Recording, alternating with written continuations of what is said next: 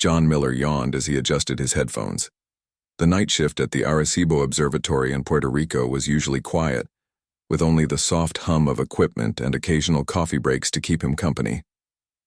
As a NASA communications specialist, his job was to listen to the stars, searching for patterns in the cosmic noise that might indicate intelligent life. After 5 years at this post, he had learned not to expect much. The computer in front of him suddenly beeped. John sat up straight, his tiredness instantly forgotten. On the screen, a waveform appeared that was unlike anything he had ever seen before. It wasn't random. It had structure, rhythm, and most importantly, it repeated in exactly the same pattern every 47 seconds. This can't be right, John whispered to himself. He ran a diagnostic check on the equipment. Everything was working perfectly. He quickly began recording the signal and activated the observatory's additional receivers to confirm the reading. 3 hours later, as the sun began to rise over the massive dish of the observatory, John was still there, now surrounded by half a dozen colleagues who had rushed in after his urgent calls. "It's definitely artificial," said Diane Carter, the lead astrophysicist at the facility. Her gray hair was uncombed, and she wore a hastily thrown-on jacket over her pajamas. "And it's directed at us." "How can you be sure?" asked John. Diane pointed to the data stream. "The signal is too strong to be a random emission. It's focused like a spotlight aimed directly at Earth. Someone sent this." Within hours, the news had reached NASA headquarters. By the end of the day, the president had been briefed. Within 3 days, scientists around the world were studying copies of the signal, working day and night to decode it. The breakthrough came on day 5. A team of linguists and mathematicians at MIT discovered that the signal contained a mathematical key, a Rosetta Stone of sorts, that allowed for the translation of the alien language. The first decoded message stunned everyone who read it. "Greetings to the esteemed inhabitants of the third planet. We offer our most sincere congratulations on achieving a development level that warrants contact.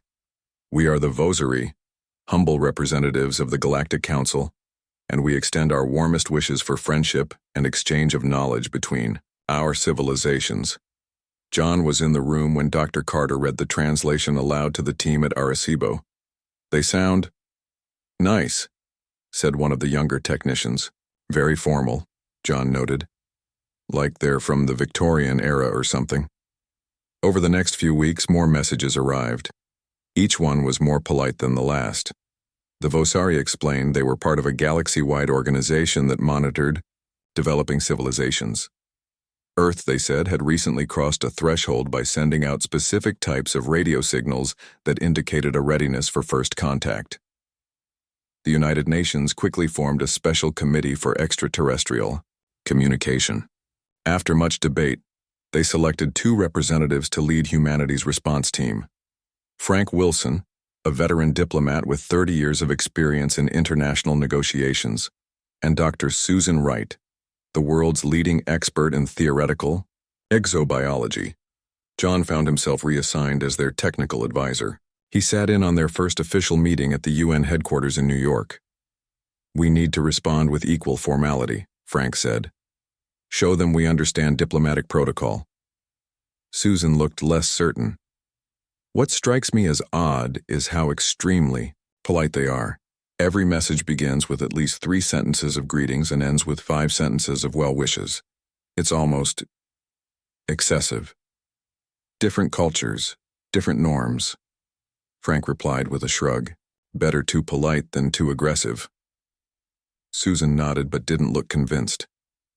"In my field studies of Earth species, excessive displays are usually a warning sign. Peacocks spread their feathers to intimidate. Poisonous frogs have the brightest colors. Are you suggesting we should be worried because aliens are nice?" Frank laughed. "I'm suggesting we should be careful not to project human expectations onto non-human intelligence," Susan answered quietly. The committee drafted a response, careful to match the Vosari's formal tone, while providing basic information about Earth and humanity. The message was transmitted from Arecibo the next day. The Vosari's reply came quickly, thanking humans for their most gracious response and expressing profound joy at the prospect of continued communication. They also shared information about their species and their role in the Galactic Council.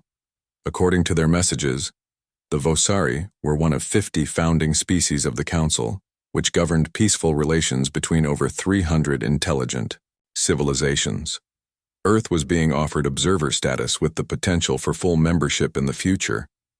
As the exchanges continued, John noticed a pattern. The Vosari messages grew increasingly elaborate in their politeness. What had started as formal diplomatic language had evolved into something that reminded him of the most flowery poetry. Meanwhile, at the observatory, strange things were happening. Peter Ross, the elderly janitor who had worked at Arecibo for over 40 years, came to John with an odd observation. "The animals are acting weird," Peter said one evening as John was preparing to send the latest message to the Vosari. "What do you mean?" John asked, only half listening as he checked the transmission codes. "Facility cat won't come into this room anymore. Started about 2 weeks ago," Peter explained.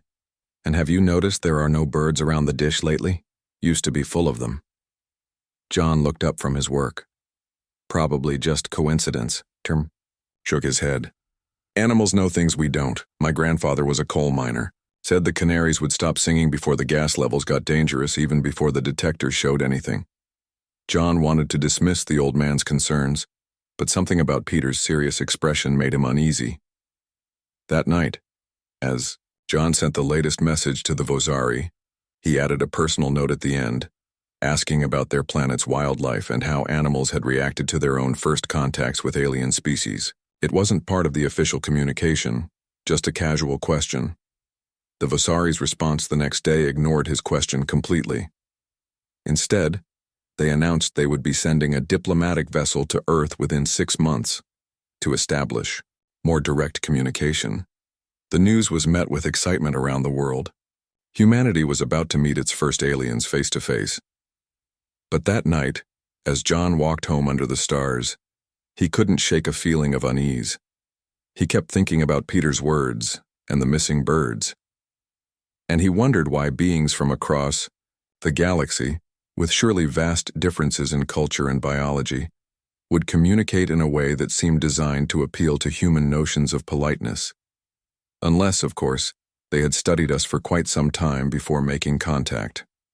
Or unless politeness served some other purpose he couldn't yet understand. 3 months passed since first contact with the Vosari. Around the world, preparations were underway for the arrival of the alien diplomatic vessel. The United Nations had constructed a special welcome center in Geneva, Switzerland. World leaders practiced their greetings. Children in schools made welcome banners. John Miller had been promoted to Chief Communications Officer for the First Contact Division. He now worked directly under Frank Wilson and Dr. Susan Wright. His days were filled with translating and sending messages to the Vosari. "Their latest message is even more flowery than the last," John said one morning, as he handed the translation to Susan. "I counted 12 different ways they expressed how honored they are to soon meet us." Susan read the message with a frown. "Have you noticed they never actually answer any specific questions we ask? Like when we asked about their biology or their planet's environment. They just respond with more pleasantries." Before John could answer, an alarm sounded from his computer. An unscheduled transmission was coming through. This was unusual. The Vosari always sent messages at precisely the same time each day. "It's not from the usual source," John said, typing quickly to track the signal. "Different part of space entirely." The message that appeared on the screen was nothing like the carefully composed Vosari communications. It was short, urgent, and had none of the usual formal greetings. "This is an emergency broadcast to all species contacted by the Vosari Diplomatic Corps. Do not trust their courtesy. The politer they talk, the faster you need to run. This is not a joke, this is not a test. The Galactic Council warning system has been compromised." The message ended abruptly, as if cut off. John stared at the screen in shock. "Can you trace it?" Susan asked, her voice tense. John shook his head. "It was too brief. but it definitely came from a different system than the Vosari messages. Frank Wilson burst into the room, waving his phone. "Did you get that strange transmission? What does it mean?" Susan looked grim. "It means someone is trying to warn us about the Vosari. Or it could be an attempt to disrupt diplomatic relations," Frank countered. "Some kind of cosmic prank or rival alien faction. We should ask the Vosari directly." They drafted a careful message to the Vosari, mentioning the strange transmission and asking for clarification. The response came back faster than usual, filled with even more elaborate courtesies than before. "We extend our most profound dismay at the unfortunate misunderstanding caused by this malicious communication. Please accept our sincere assurances of our benevolent intentions and deepest regrets that you have been troubled by this falsehood. The Carré are a known disruptive element in our sector, primitive beings who fear the advancement of others." The message continued for several pages, explaining how the Carré were jealous of Earth's invitation to join the galactic community. "See? Nothing to worry about," Frank said after reading the explanation. "Just some alien politics we got caught in the middle of." Susan wasn't convinced. They still didn't answer any of our specific questions, and now they're even more polite than before. Miles away in Oklahoma, Lisa Brennan adjusted her home telescope. As an amateur astronomer, she spent most nights scanning the stars. Tonight she was focusing on the constellation Cassiopeia, mapping the stars for a local science project. She checked her star chart, then looked again through her telescope. Something wasn't right. Where the chart showed 3 distinct stars, in the lower part of the constellation, she could only see 2. One star was simply gone. Lisa checked her equipment thinking it must be a problem with her telescope, but everything was working perfectly. She took photos and compared them with images from last month. The star was definitely missing. Over. The next week she noticed more stars disappearing in the same region of space. Not dimming, not changing color, completely vanishing. Lisa posted her observations on an astronomy forum online. The post caught the attention of Dr. Alan Scott. Once a respected astrophysicist at Caltech, Alan had been pushed out of academic circles after publishing controversial papers about potential threats from space. Now he worked from a small private observatory, funded by a tech billionaire who believed in his theories. Alan contacted Lisa through the forum. "The stars aren't disappearing," he wrote to her. "They're being blocked from our view. Something very large is moving between us and that section of space." Lisa was skeptical. How large would it need to be to block out multiple stars? "Massive," Alan replied. "Fleet-sized." Back at the UN headquarters, preparations for the Vosari arrival continued. But Susan Wright had begun her own private investigation. She requested access to all the cultural information the Vosari had shared about other civilizations in the Galactic Council. She spent long nights analyzing the data, looking for patterns. What she found disturbed her deeply. Every civilization mentioned in the Vosari's cultural exchange information had specific dates of first contact.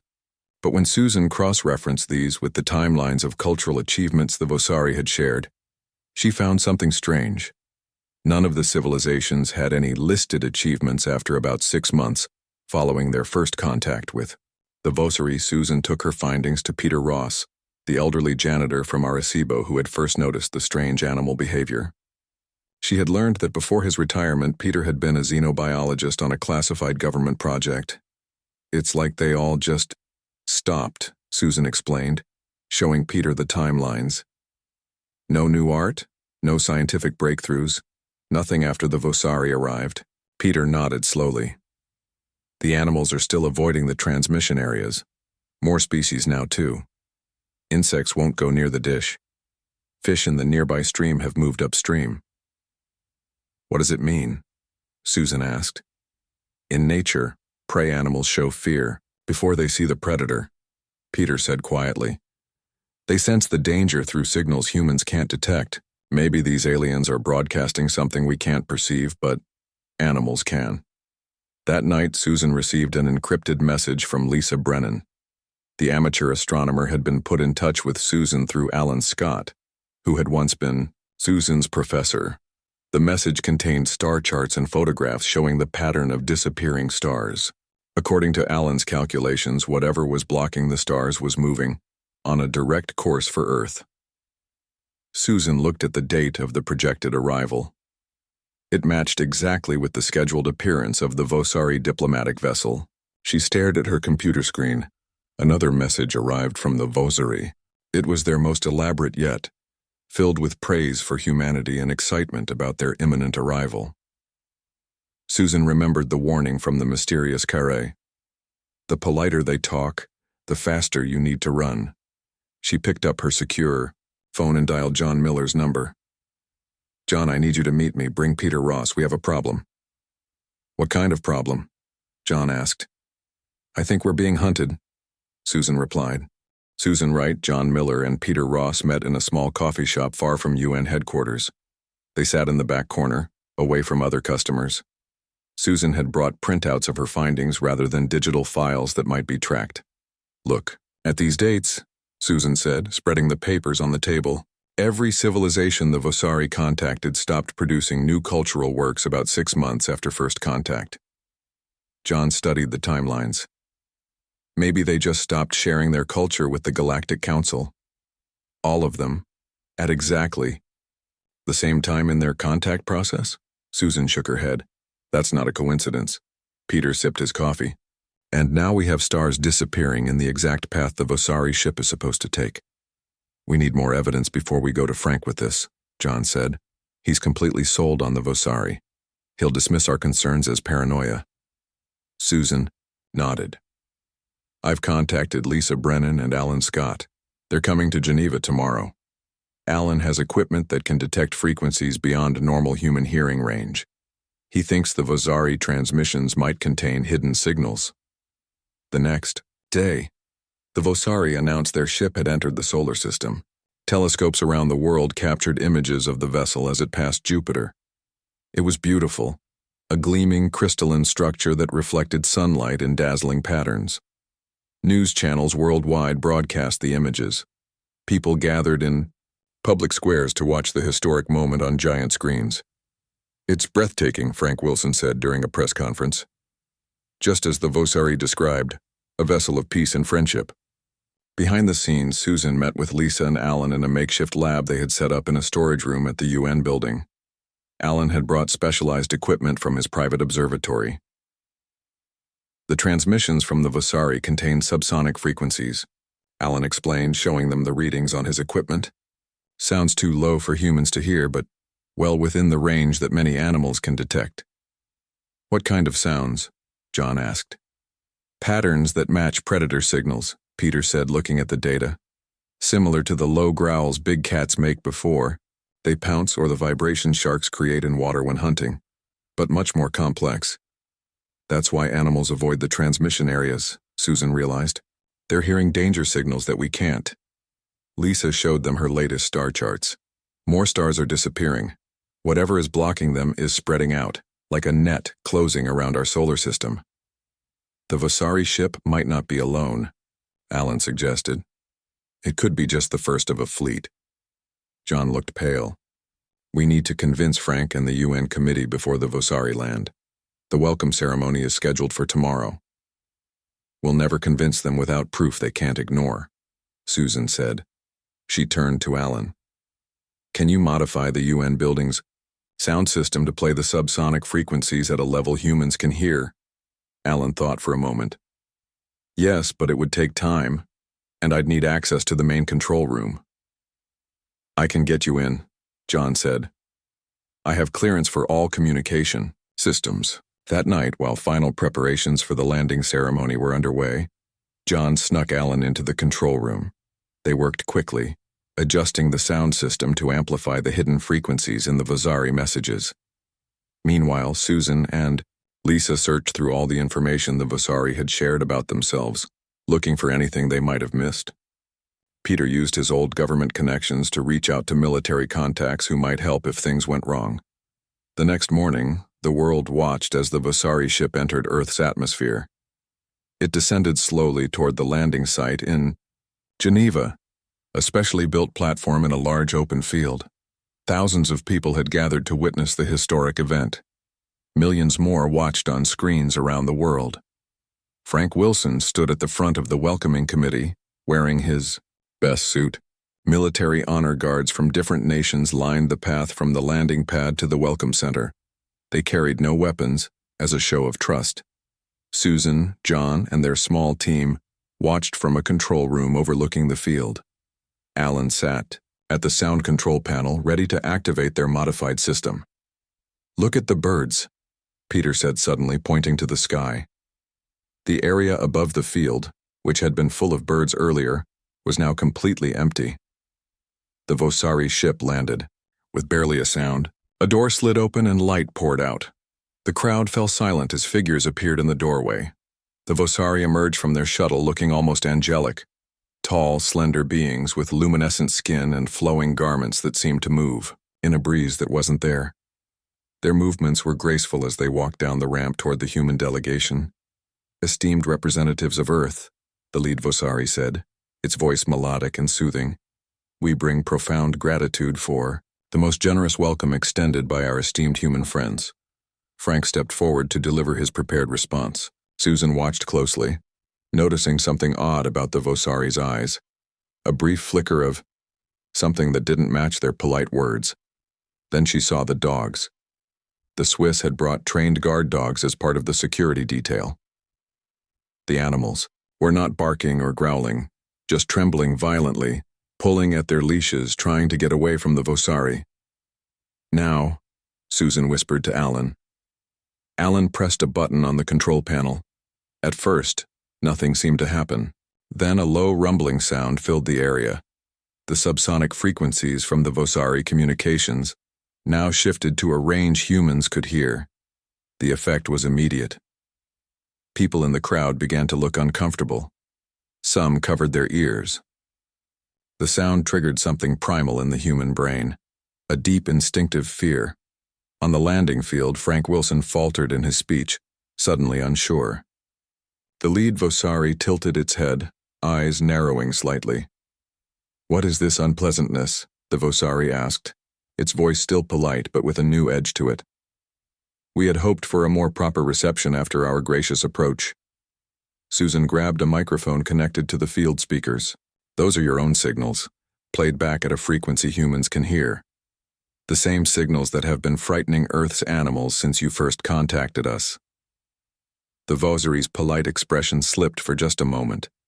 Its eyes hardened, becoming more like those of a predator than a diplomat. "There appears to be a most unfortunate misunderstanding," the Vosari said, its voice now so polite it was almost painful to hear. "Perhaps we should retire to discuss these concerns in a more private setting." Susan felt a chill run down her spine. The politer they talk, the faster you need to run. The warning from the Carre echoed in her mind. "I don't think so," she said, into the microphone. "I think we need to know exactly what your intentions are right here, right now, and why stars are disappearing along your path to Earth." The lead Vosari's face became a mask of extreme courtesy. "My dear Dr. Wright, your concerns are most touching. We would be most delighted to explain everything to you personally. Would you be so kind as to join us aboard our vessel? We have prepared a most special welcome just for you." The crowd at the landing site grew restless. The strange sound playing through the speakers made people nervous and confused. Security teams looked to their commanders for instructions. Frank Wilson stood frozen, caught between protocol and the growing sense that something was very wrong.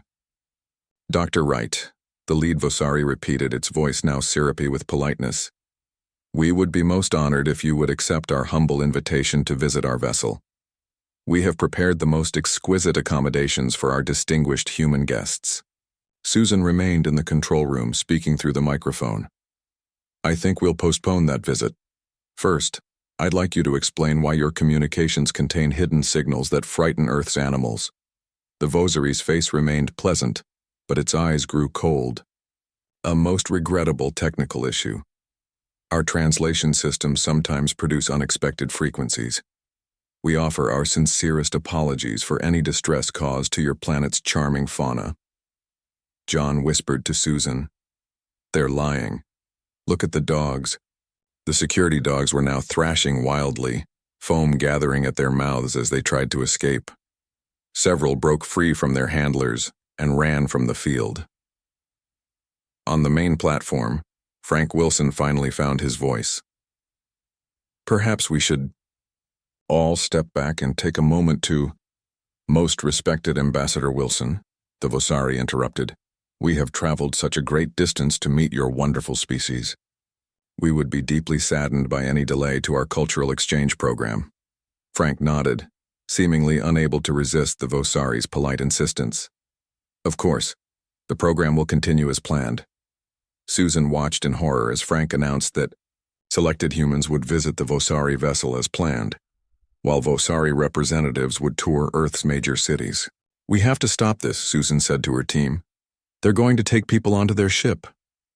"We need more than just scary sounds to convince everyone," Lisa said. "We need proof of what they're really doing."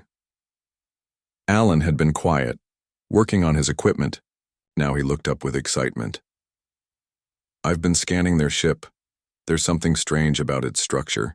It's not just one layer. There are spaces between the outer shell and the inner sections, like a ship inside a ship. Or a ship wearing another ship like a disguise," Peter suggested. John's phone buzzed. He checked the message and his face paled. "The first group of human ambassadors is boarding the Vosari ship right now. 20 people. We can't stop it without causing panic," Susan said. "But we can prepare for what happens next." She turned to Peter. "You said you have military contacts?" Peter nodded. "Already called them. They're watching, but they need more evidence before they act against what looks like a peaceful diplomatic mission." "Then let's get them evidence," Susan decided. "Alan, keep scanning that ship. Lisa, monitor those disappearing stars, track any movement. John, I need access to all communications between the Vosari and anyone they contact on Earth."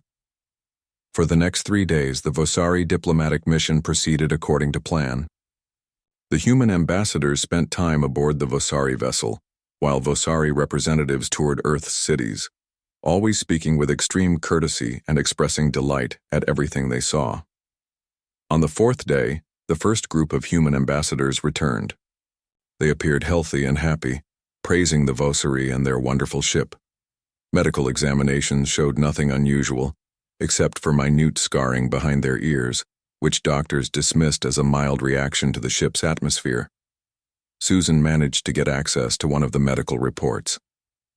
"This scarring is too precise to be random," she told her team. "It's in exactly the same spot on each person." "Neural access points," Alan suggested. "Locations where they could connect to the human nervous system." "You think they've been altered somehow?" John asked. "Only one way to find out," Susan said. "We need to examine one of them more closely." Susan's assistant, Kevin Baker, had been among the first group to visit the Vosari ship. He had returned full of praise for the aliens and eager to help with the next phase of the cultural exchange. Susan invited him to meet her late that evening to discuss a special project. When Kevin arrived at the meeting room, he found Susan, John, Peter, and 2 of Peter's military contacts waiting for him. Before he could react, they quickly subdued him and placed him in a specially prepared containment area that blocked all outside signals. "What are you doing?" Kevin demanded, his voice oddly flat despite the situation. "This is most discourteous. The Vosari will be very disappointed." "Listen to how he talks," Peter said. "Just like them now." For hours, Kevin remained in containment, repeating that they were making a serious diplomatic mistake. Then around the 30-hour mark, he began to change. First came the headaches, then disorientation. He stopped using the Vosari's formal speech patterns. By the 40-hour mark, Kevin was himself again, with no memory of what had happened after boarding the Vosari ship. "They're not the Galactic Council," he gasped when he was finally able to speak coherently. "They're what the Galactic Council warns about. The Vosari were conquered centuries ago. These creatures wear their skins, use their ships. The real council is quarantining systems, trying to contain them." Kevin explained that the creatures controlling the Vosari bodies had placed small devices behind his ear, connecting to his brainstem. The devices allowed them to monitor everything he saw and heard, and to influence his behavior. Their plan is called the Grand Cultural Exchange, Kevin said. But it's actually the beginning of a harvest. They've done this to dozens of worlds. A harvest of what? Susan asked, though she feared she knew the answer. Us, Kevin whispered. They consume sentient species, not just for food but for the neural energy. They feed on consciousness itself. Meanwhile, Lisa had made a disturbing discovery. The pattern of disappearing stars had changed. Instead of a straight line pointing to Earth, the blockages now formed a circle around the solar system. They're not alone, Lisa told the team when they reconvened. The ship we see is just a scout. There's a whole fleet out there hiding just beyond our detection range. They're surrounding us. John had been monitoring all communications from the returned ambassadors. They're subtly altering our defense protocols, he reported, creating blind spots in our planetary monitoring systems, and the next group of 50 ambassadors is scheduled to visit the ship tomorrow. Susan looked at the evidence they had gathered. We need to expose them publicly before they take more people. The returned ambassadors are compromised. They're helping the Vosari prepare Earth for whatever comes next. But how do we convince people? John asked. Frank Wilson still believes everything the Vosari say, and he controls the UN response. Susan thought for a moment. The Vosari are hunters, and the most dangerous moment for any predator is when they're exposed before they're ready to strike. We need to reveal what they really are, publicly, where they can't control the situation. They've planned a global broadcast tomorrow, John said. The Grand Cultural Exchange Ceremony. It'll be aired live to every country. Then that's our chance, Susan said. We'll show the world what's hiding behind those polite smiles. She turned to her team. We have less than 24 hours to prepare, and one thing I know for sure, tomorrow we're going to need to be very, very rude. The day of the Grand Cultural Exchange arrived. Across the globe, people gathered around screens to watch the historic ceremony. In Geneva, a massive stage had been set up near the Vosari ship. Flags from all nations decorated the area. World leaders sat in the front rows. Behind them, thousands of spectators filled the viewing stands. Susan and her team worked through the night to prepare their plan.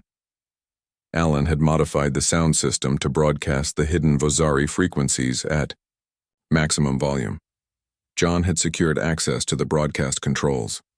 Lisa and Peter had spread their evidence to trusted contacts in military and scientific communities worldwide, creating a backup plan in case their main effort failed. The ceremony began at noon. Frank Wilson took the stage first, welcoming viewers around the world. Today marks the beginning of a new era for humanity, he announced, our entry into the galactic community. The lead Vosari followed, its movements graceful, its voice musical. Most esteemed beings of Earth, we bring the warmest greetings from the Galactic Council. We are deeply honored by your most generous welcome and look forward to the most productive exchange of cultures. As the Vosari spoke, Susan noticed its speech had become even more excessively polite than before. The carré warning echoed in her mind. The politer they talk, the faster you need to run. It was time to act. Susan nodded to John, who activated their override of the broadcast system. Suddenly, every screen showing the ceremony switched to Susan's face. People of Earth, she said clearly. I am Dr. Susan Wright, exobiology expert for the UN First Contact Division. What I'm about to tell you is difficult to believe, but it's the truth. The beings calling themselves the Vosari are not what they appear to be. On stage, the Vosari delegation turned to look at the large screens. Their expressions remained pleasant, but their eyes grew cold. For months, we've been receiving transmissions containing hidden signals, Susan continued. Signals designed to frighten animals and subtly influence humans. The Vosari ship is not alone. There's an entire fleet surrounding our solar system, hidden just beyond our detection range. In the control room, Alan broadcast the hidden frequencies through the ceremony's sound system. The crowd grew restless as the unsettling sounds reached their ears. Susan kept talking. The human ambassadors who visited the Vosari ship have been implanted with devices that allow these creatures to control them. Their plan, which they call the Grand Cultural Exchange, is actually the beginning of an invasion. On stage, Frank Wilson tried to take back control. "This is ridiculous. Security. Cut that feed immediately." But the security team hesitated, affected by the strange sounds now filling the air. The lead Vosari stepped forward, its voice dripping with politeness. "My dear friends, we are most distressed by these most unfortunate accusations. Perhaps we should retire to discuss these concerns in a more private." Susan cut in through the speakers. "No more privacy. No more polite conversations behind closed doors. Show us what you really are." John activated the second part of their plan, a jamming signal designed by Alan to disrupt the neural technology the Vosari used. The signal spread outward from the broadcast towers, washing over the ceremony area. The effect was immediate and terrifying. The returned human ambassadors in the crowd collapsed as their neural implants failed. The elegant forms of the Vosari began to twitch and jerk. The lead Vosari's pleasant expression twisted into a grimace. "This is most discourteous," it said, its voice distorting. "We extended our most gracious invitation and you respond with this most impolite behavior." Susan continued broadcasting to the world. "The real Vosari were conquered long ago. These creatures wear their bodies like suits, use their ships as disguises. They've done this to dozens of worlds before us." Peter Ross stepped onto the stage now, his old body moving with surprising speed. He carried a device Alan had built, a stronger version of the jamming signal focused like a beam. He pointed it directly at the lead Vosari. "Time to take off your mask," Peter said. The beam hit the Vosari leader. For a moment, nothing happened. Then a terrible sound filled the air. Not quite a scream, not quite a roar. The elegant form of the Vosari began to split open. The crowd watched in horror as the beautiful exterior cracked like an eggshell. From within emerged something hideous, creature with too many limbs and eyes filled with ancient hunger. Around the stage, the other Vosari underwent the same transformation. Their polite masks literally fell away, revealing the predators beneath. Panic erupted. People ran screaming from the viewing stands. Security forces raised their weapons, which had been hidden nearby despite the unarmed ceremony. The lead creature, now exposed, abandoned all pretense of politeness. "Foolish prey," it hissed in a voice that no longer attempted to sound human. "Your rudeness changes nothing. The harvest will proceed." The creature lunged toward Frank Wilson, who stood frozen, in shock. Before it could reach him, a blinding light cut through the sky. A new ship, unlike the crystal elegance of the Vosari vessel, dropped from the clouds. It was darker, more practical in design, bristling with what were clearly weapons. A voice boomed from it, loud, clear, and noticeably lacking in excessive politeness. "Back away from the humans. This planet is now under Karai protection by authority of the actual Galactic Council." The exposed creatures hesitated, looking up at the new arrival. More ships appeared in the sky, dozens of them surrounding the false Vosari vessel. "Your fleet has been engaged," the Karai voice announced. "Your neural network has been compromised. Your hunting grounds are closed." Susan and her team watched in amazement as the Karai ships opened fire on the Vosari vessel. The crystal ship, so beautiful before, shattered into thousands of glittering pieces. The creatures on the ground shrieked in rage, but found themselves trapped. More Karai ships landed, and beings emerged, shorter than humans, with rough, bark-like skin and simple clothing without ornamentation. The lead Karai approached Susan. "Sorry we cut it close," it said bluntly. "Had to wait until they exposed themselves, council rules." "You're the real Galactic Council?" Susan asked. "Part of it." The Karai gestured to the sky. "More coming. Those things you saw, we call them harvesters. They've been doing this for centuries. Wear the skins of species they've conquered, talk all polite, then eat everyone. That's why you sent the warning," John said, joining them. The Karai nodded. "Standard procedure. We can't interfere until they make their move, but we can warn you. The politer they talk, the faster you need to run." In the days that followed, the real Galactic Council arrived. Unlike the false Vosari, they were direct, sometimes blunt, and refreshingly honest. They helped remove the neural implants from the affected humans and explained the truth about the wider galaxy. There are predators out there, the Carré representative told the UN. The harvesters are one of the worst. They've wiped out entire civilizations. But there are more good species than bad ones. The real council works to protect developing worlds. Why didn't you come sooner? Frank Wilson asked, still shaken by his close call. Wouldn't have worked, the Carré said simply. Needed you to reject them yourselves first. Free will rule. Besides, your Dr. Wright and her team did pretty well. Susan smiled. The Carré's direct manner was a welcome change after months of the harvester's excessive politeness. So what happens now? She asked. Now you join us. Earth gets council protection and observer status. Full membership when you're ready. The Carré looked around at the humans. First rule of galactic diplomacy. Real friends don't need to be excessively polite, they just need to be honest. As the Carré spoke, Susan noticed Peter Ross nodding in agreement. The old janitor, former xenobiologist and now hero, smiled at her. The animals are coming back, he said quietly. Saw birds at the observatory this morning. Nature knows when the danger has passed. Susan looked up at the sky, clear now of both threats and false friends. I think I'll take honesty over politeness any day, she said. The Carré laughed. Rough bark-like sound. Smart human, you'll do fine out there.